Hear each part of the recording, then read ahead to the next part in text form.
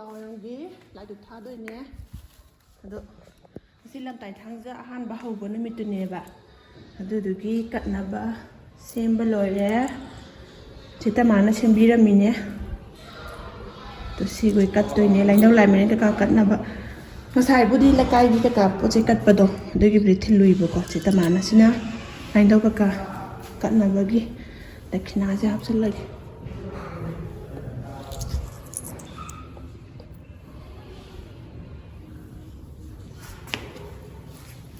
Chân là cái đi siêu hữu dịch lấy được bao mà này lục lấy cái cả lục lấy nè để apple cái cả thì chạm mà siêu hấp chân là để lấy ra chạm bao rồi ra siêu hấp chân là cái mình apple cái cả apple rồi mà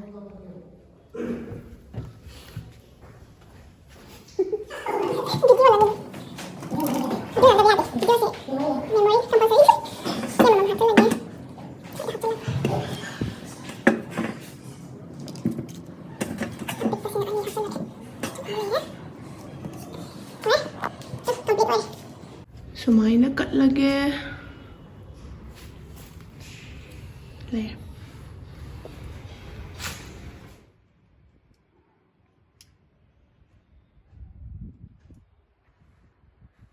Thà xuê, thà tặng khám tặng thủy.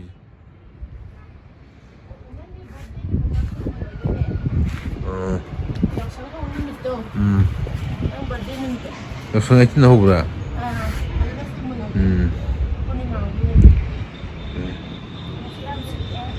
Guys, this is me, James Kisham. And it's me, Devia Chingtham. Welcome back to our channel. The Kisham family. At this the lady. Kasi shopping sa to ne. Edida kasange for basange do. First grade. Nangang dia thay bigi. Khoi Yaoshang gi shopping hawrage mi yam kan chin ringai da. Adu khang de hoji chin ba hawrama da khang dinga si se Sunday ni na ko. Chilam ga dra ji khang de ado chatlaga yengor se ado ngasi video se shopping vlog oirani. Ado chatlaga mathang Pare. aduga akhoi yum gi family ama member ama Helle su lage ngasi kuira bane utti khalli ji khala la ma lak pa kuire ba Urkir ki khala lo khoi to phagda la pare na ni. ado tole e khoi ku chat lu rage do me ame minars Let's watch. khoi thoi bi dress hong tok ya de ha asang dam chela pura ni ma tu ni thoi bi chen ga no papa ga le a thoi bi nang marks up test lang ma minata lao tu papa ga da delivery la e nang marks up test lao kami asla urum da kai hi no ba ai hi sung ai sang ba ya sang ba dai sung chung sida la saulin pape ga ngang de ma le las la nung sa ma tu da na ru ko ke ai hi sung ko hek tu ni sida ya sang ba ji hi sung wan cha san ni jung o to kro thai bi hauk ta ne yakki oh yakki Iya sanang tu, tahu le, lah oh, lah ya lah papa sakit tu lah, curi jango, anu ni mana apa sih yang je, kuling ama ini sana ge dah hai tu ni, pam ge siya roy, ama tahu ge siya roy, sana ge, sana bagi sana badan ni, kau nak wari sih, mungkin kau sangkai, mungkin ge sih. Thôi bây giờ tôi lại xin ra đi là ra đầm như cái chỗ tôi bợ mà xong là khôi lô nó có mà khá ta bột phát thế cô ya kia vậy là tụi tôi ngasi ice cream này bị cái là ice cream tụi tôi ngasi là tụi hu tới tụi ice cream này bị cái là ngon đấy ngọt sơn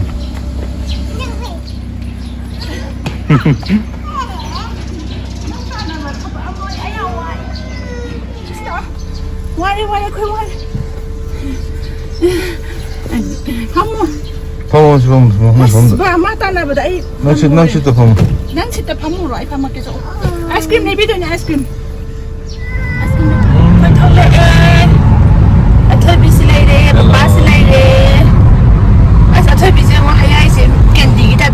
lệ không lệ cũng cho tài hồi giờ cũng ta làm một cái ta để ngăn ngày đó nó thô lệ ngay xí xí Sunday này bà con ở đó ngăn ngày nó thô lệ hay đi thôi bị tung bay tại mình cái cả đi không đòi đúng không phải làm tài bạn tại sao nó cho ở đó ký học dịch chọn là ni Yaoshang đi shopping tàu ghé online đấy rồi thôi bị cái body mày ăn copy cái đấy của anh nè shoes cái cái dress cái đó xong anh đâu vào cái là cái em cái đông này first try đấy juga forever 21 cái gì mà sẽ có quả đây lên mà xin được số tiền à xin năng cái đi qua rồi cái đi rồi thôi bị pua chắc phải xem why và đừng nào phải rồi anh đã bắt chân vào cái số ngâm để vào đông khác khác nằm vào quanh chân mình mà đông chân là đông khai lệ thôi bị dress không có dress thì không được xia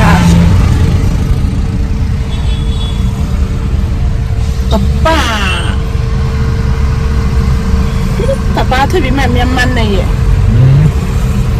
thôi bị trên tàu cái ao cay của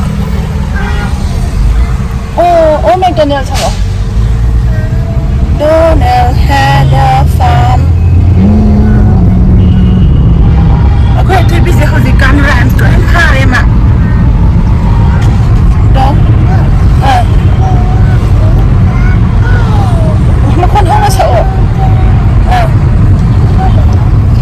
mua tiền cái hay sao mà chỉ cần ram sẽ ram rồi em pha lên em sẽ everywhere tua khuyên là chặt bậc đi miền Nam cái tăng trên là vấn đề mai cái sàn là bố chính sẽ số cho con này cái tăng cù là làm tôi này bạn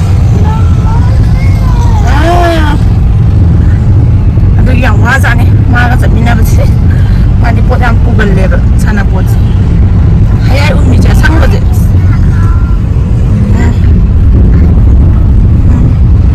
giờ ai ở trong bên này kia betul John kan are you sleeping there how long dah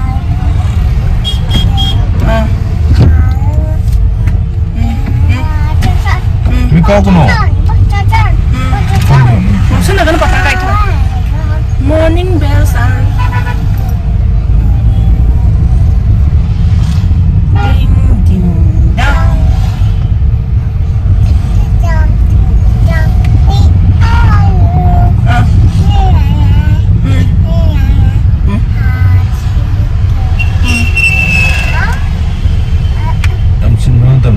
tapi nang nani kok aduh ini kenal em napa nih ya ya mau popot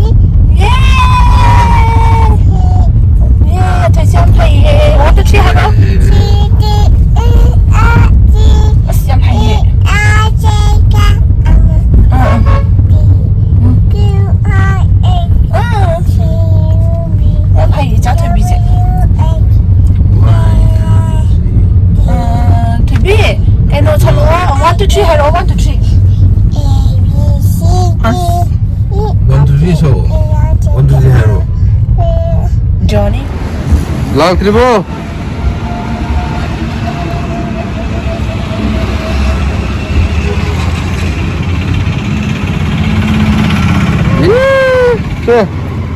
Cek mah hen ikut pau ni apa lo suruh mu bang tahu tahu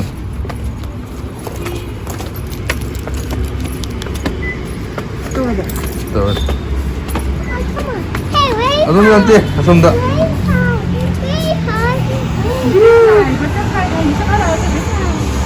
lah jadi cái hong châu thị Slow. Piro de mami de piro max to piro. Mami de piro. Thai biga mami ga.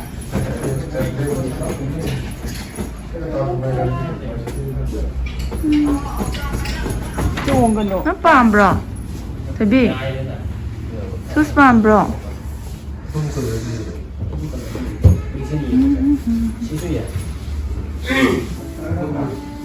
Ngang kay pam ge.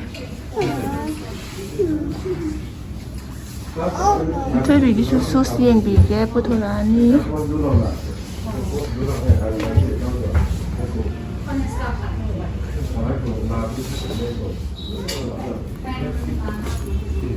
Duna kha chao bra. Xin nào.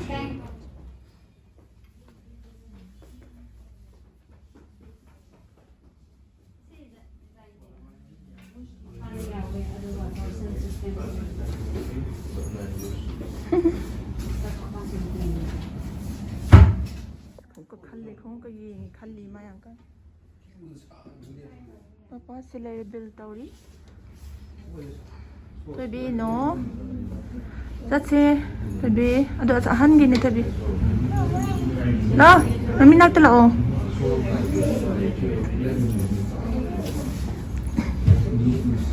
Phía băm gì cái tay trong khúc color đang thốt cái hai cái gì lại. Ada cái color nó. Mungkin. Kamu? Iya. Tunggu. Untuk.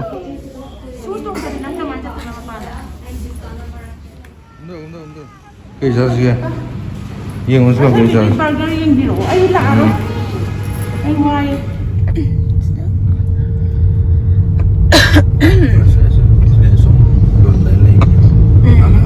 Ini building sih. Som thamban di first flight ke lagte koi na am chap se airport gitu ko airport gitu de dum chat leba som sai di sini first flight ke lagte ada assembly ke dum sida lai first flight mata thaning bo thbiya lai sim tha no yong la thbi na pam yong la som yong la mata la hum dress yong la Summer gi. Tapi na tu pam bra. Thôi bia. Nang pam zai ro da. Ai na han online de su phanam kak bi khra bne mai. Ai na do na hong asom airport ki da car le ho bne. Ko na le ho bne scooty le ho bne. Thôi bi tai chong papa. Si pa mi so.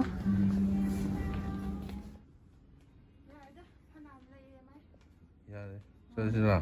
Salas asi bil to hai ke. Salas. Iko. Mana mi gi chia sila phamali. Ini sih family sih. Si pa mo thi bina.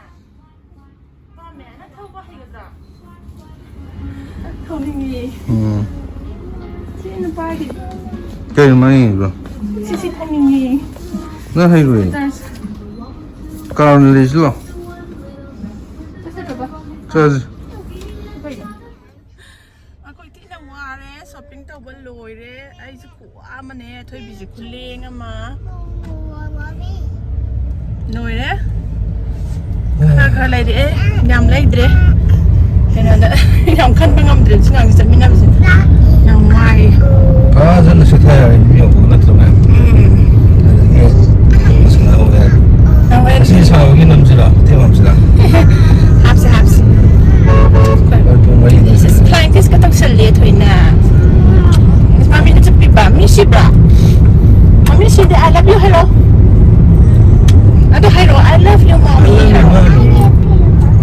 I love you too, baby. Ini là hàng này gọi. Hàng này, sáng thế, sam nữa ha. Sam thôi đấy. Summer ole. Đi con đâu? Bay si thabra. Aduga ne forever 21 do adu nan ne ai utpira ke bako hangi bada ngasai di changdre ba pa ngasai queue do queue fu sang do ai forever 21 gi yenge na la ko ne ba ai mari affordable oi dina price to yam tang oi da ne ba aduga dum musi ngasai euti ko si ma pan ji pura than bi ne ba musi ti asi buk le phawdra ngasai khuya mama khoi ngan na thok lai ni pung 10:30 dai da adu khuya mama do angang ma sa si ga yam na chin ba jaga da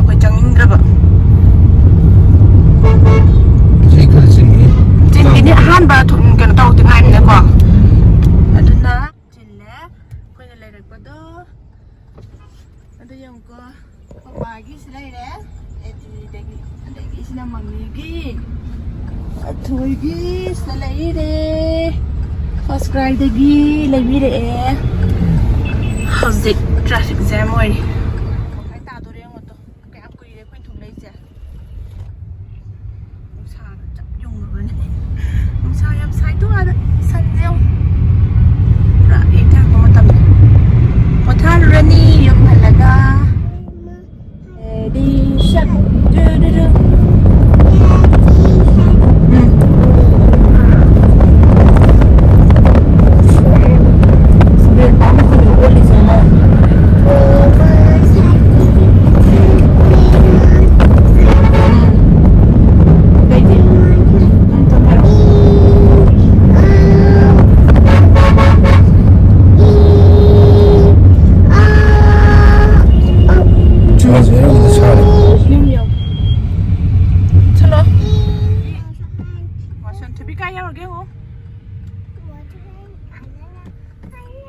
Thủy cái dâu nè ha nhum dâu nè hai ta đó Thủy cái dâu ghê ngô cái dâu ghê có sao đừng ta tham mà thế nào một thông minh à đi Thủy cái dâu ghê chỉ cái này mình đâu à Thủy kia mình nhum dâu nè Champal. Thủy lao apa mana jangan mau ipur aja Thủy. Papa yang ngosta. Bye bye. Thủy buat thole ko, ai chat le ko. Nang nggak thole hal ni. Monster, ai chat le. Dula But.